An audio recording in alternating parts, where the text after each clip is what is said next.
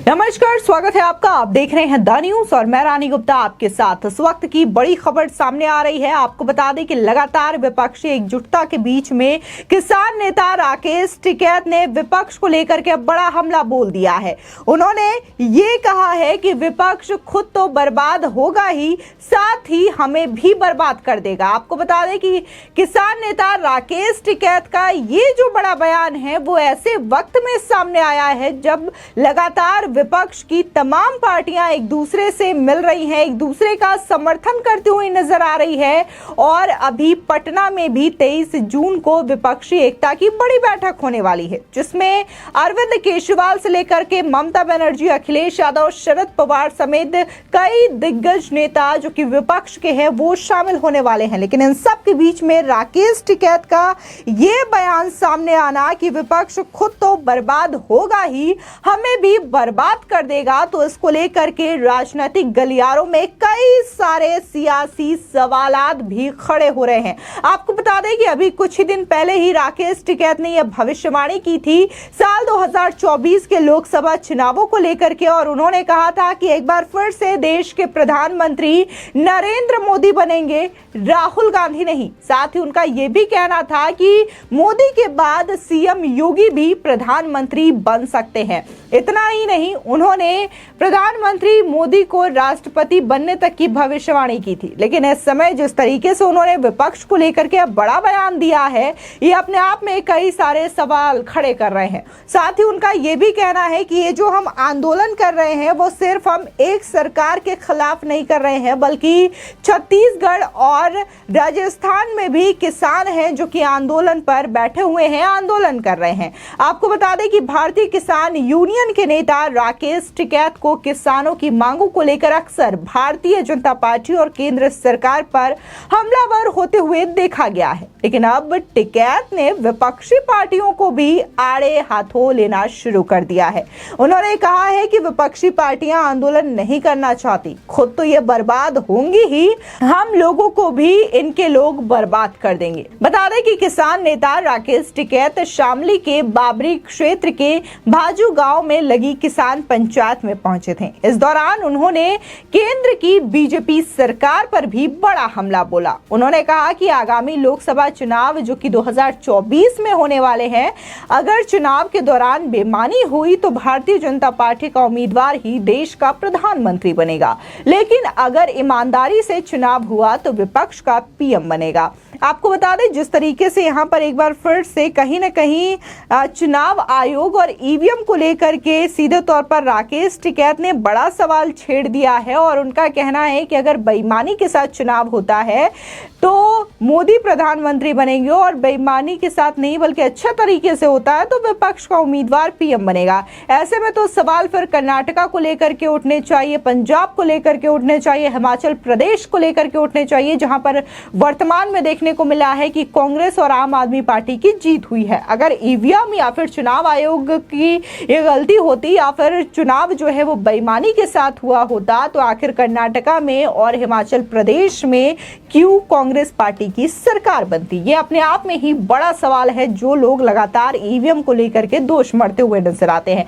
बता दें कि पहलवानों के विरोध पर राकेश टिकैत ने कहा है कि बीजेपी सरकार से हमने महिला पहलवानों की बात करवाई, ऐसा करके क्या मैंने कोई गुनाह किया है? दरअसल केंद्र सरकार किसान संगठन को बदनाम करने पर तुली हुई है, और राकेश टिकैत कई बार पहलवानों के समर्थन की बात कर चुके हैं। इसी को लेकर बीजेपी के कई नेता टिकैत पर हमलावर भी रहे हैं। आपको बता दें कि राकेश टिकैत के मुताबिक ऐसा नहीं है कि हम केवल एक ही सरकार के खिलाफ आंदोलन कर रहे हैं। किसानों का आंदोलन छत्तीसगढ़, हरियाणा, राजस्थान सहित कई राज्यों में चल रहा है। कोई भी पार्टी हमारे आंदोलन को लेकर गलत काम करेगी तो हम उनका पुरजोर विरोध करेंगे। बता दें कि हाल ही में बीजेपी नेता और भारतीय कुश्ती महासंघ के निवर्तमान अध्यक्ष बृजभूषण सिंह पर महिला पहलवानों ने कई गंभीर आरोप लगाए हैं। पहलवान ब्रिजभूषण की गिरफ्तारी की लगातार मांग कर रहे हैं। पहलवानों के आंदोलन का कांग्रेस सहित कई विपक्षी पार्टियों के नेताओं का भी समर्थन मिला है।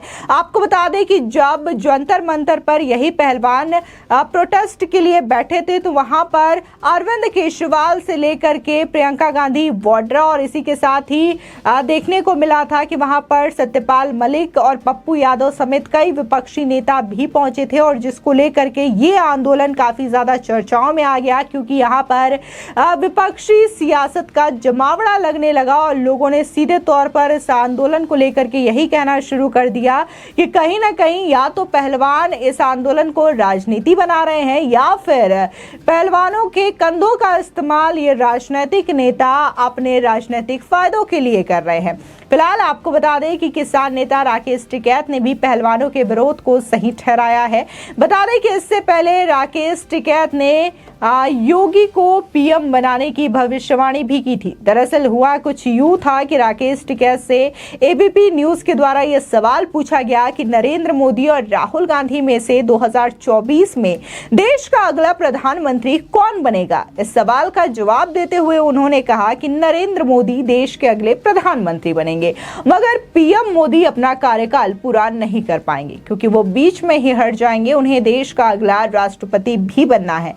टिकैत ने कहा कि पीएम मोदी सारे काम करके जाएंगे। साथ ही उन्होंने उत्तर प्रदेश के सीएम योगी को लेकर के भी बड़ा बयान दिया। उन्होंने कहा कि उसके बाद सीएम योगी को भी प्रधानमंत्री बनाया जा सकता है क्योंकि वो काफी अच्छा काम कर रहे हैं। तो इस तरीके की बयानबाजी लगातार राकेश टिकैत की ओर से देखने को मिल रही है। आपको बता दें कि जिस तरीके से उनका ये बयान जो सामने आया है कि विपक्ष तो बर्बाद होगा ही, साथ ही हमें भी बर्बाद कर देगा, तो इसको लेकर के कई सारी जो सवाल है लोगों के जहन में उठ रहे हैं कि आखिर राकेश टिकैत इस तरीके से बातें क्यों कर रहे हैं विपक्ष को लेकर के। आपको बता दें कि विपक्ष का कहीं ना कहीं ये दावा है कि तमाम विपक्षी पार्टियां अगर एक साथ आती है तो वो साल 2024 के लोकसभा चुनाव में एनडीए को करारी शिकस्त दे सकती है। लेकिन यही जो कोशिश है वो 2019 के लोकसभा चुनावों में भी देखने को मिली थी, जब तमाम पार्टियां जो कि एक दूसरे पर आरोप लगाया करती थी, एक दूसरे पार्टी को भ्रष्टाचारी करार दिया करती थी, वो खुले मंच पर एक साथ नजर आए थे और तब भी ये ऐलान किया गया था कि ये तमाम विपक्षी पार्टियां मिलकर के एनडीए को हरा देंगे। लेकिन देखने को मिला था कि जिस तरीके से 2014 में शानदार जीत के साथ बीजेपी ने वापसी की थी और प्रधानमंत्री के रूप में नरेंद्र मोदी को चुना जाता है, तो उसके बाद 2019 में इससे भी दुगने प्रचंड बहुमत के साथ बीजेपी की सरकार बनती है और एक बार फिर से देश के प्रधानमंत्री नरेंद्र मोदी को चुना जाता है।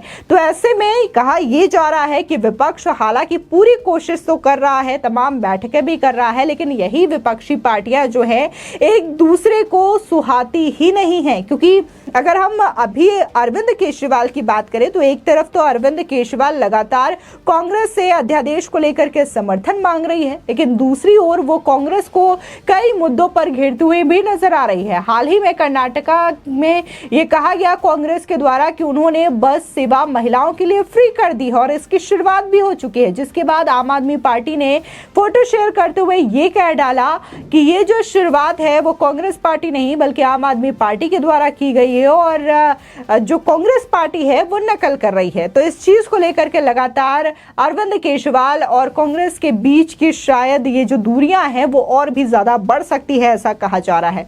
फिलहाल राकेश टिकैत के इस बयान को लेकर के आपका क्या कहना है हमारे कमेंट सेक्शन में जरूर बताएं। आगे की और भी अपडेट के लिए चैनल को सब्सक्राइब करना ना भूलें।